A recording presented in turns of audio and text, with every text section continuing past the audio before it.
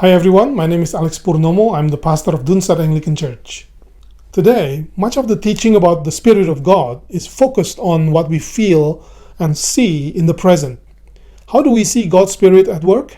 Many false teachers want us to believe that we see God's Spirit at work in their present health, wealth, and happiness. Many churches who follow this so-called prosperity gospel would assess someone's spiritual condition based on how they feel and what they see in the present. However, the Bible tells us that the Spirit's work will cause Christians to live by faith and not by sight. We can see this in the teaching of the Apostle Paul in his second letter to the Corinthians. In chapter 5 he says in verse 7, "For we live by faith, not by sight." What does he mean by that? That is the focus of this video, number 12 in my series on 2 Corinthians. What is the context of this statement by Paul? If you have been watching the previous videos in this series, you might remember that Paul used the letter to help the Christians in Corinth to understand what a genuine Christian ministry looks like, so that they wouldn't be deceived by false teachers. The false teachers took pride in their ability to impress people with their physical presence, or public speaking skills, or their spiritual experiences. In contrast to those false teachers, Paul's life doesn't seem impressive. He experiences a lot of suffering, troubles, and burdens for his work in spreading the message of Jesus. We reflected on some of them in the previous two videos, number 10 and 11 in this series. But Paul does not want people to be deceived by what they see or feel in the present. Several verses prior to that statement, Paul says, "Therefore we do not lose heart. Though outwardly we are wasting away, yet inwardly we are being renewed day by day. For our light and momentary troubles are achieving for us an eternal glory that far outweighs them all. So we fix our eyes not on what is seen, but on what is unseen, since what is seen is temporary, but what is unseen is eternal." Please note how Paul talks about what is seen and what is unseen. He's talking about his own circumstances. People might not be impressed by what they see or feel in Paul. His lack of training as a speaker, for example, his suffering and his troubles. Paul does not make light of such troubles, but he does realize that these troubles cause him to fix his eyes on what he cannot see and feel in the present circumstances. And as he does so, the perspective of faith causes him to realize that, in comparison to the eternal glory, the present troubles are light and momentary. What does he mean by that? Which eternal glory? Paul goes on to explain what he means in the next sentence. He says, "For we know that if the earthly tent we live in is destroyed, we have a building from God, an eternal house in heaven, not built by human hands."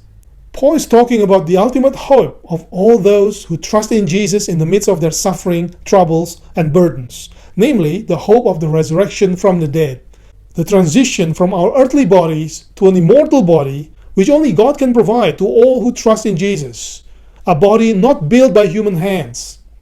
That's the eternal glory that Paul fixes his eyes on. Paul uses different metaphors.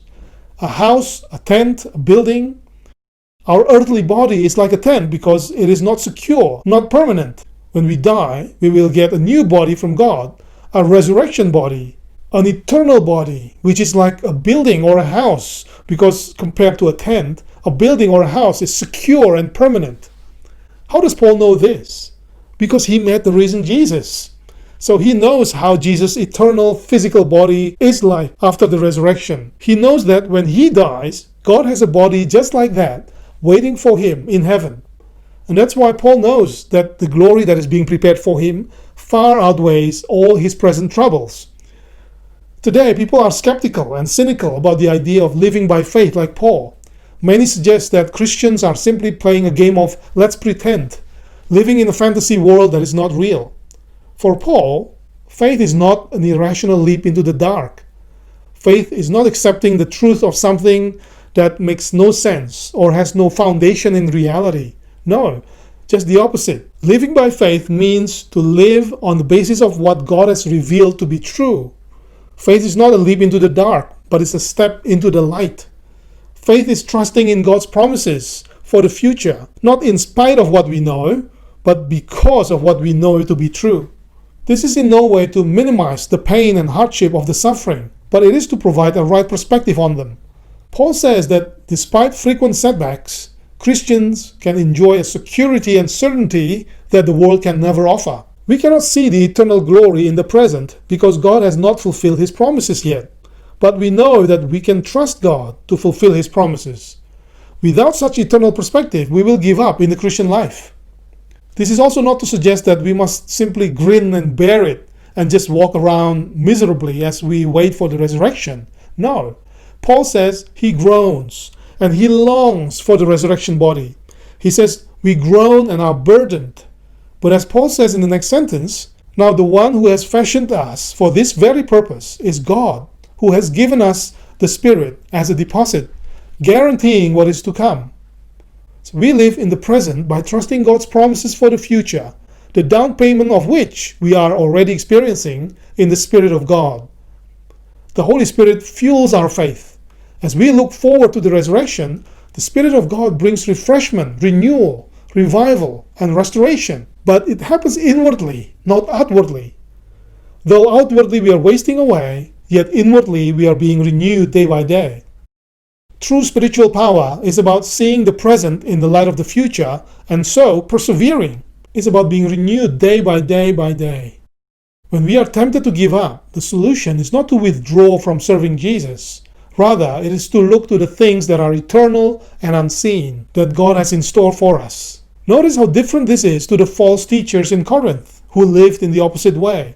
They lived by sight, not by faith. They boasted in visible outward appearances, and not in the work of the Holy Spirit in believers' hearts. But Paul tells us that the true work of the Holy Spirit is to cause us to groan in our burdens as we contemplate our own death and mortality and suffering for the sake of Jesus, while we grow increasingly dissatisfied with the limitations of our present circumstances, but also to groan in expectation of the resurrection, yearning for the day we will be able to live forever in perfect relationship with our God. That's what Paul means by living by faith, not by sight.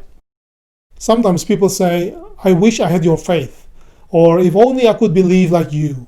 Paul's point is that the perspective of faith comes from knowing and being convinced of the resurrection of Jesus, and from the confidence that this knowledge and conviction have come from God's Spirit at work in the life of the believer.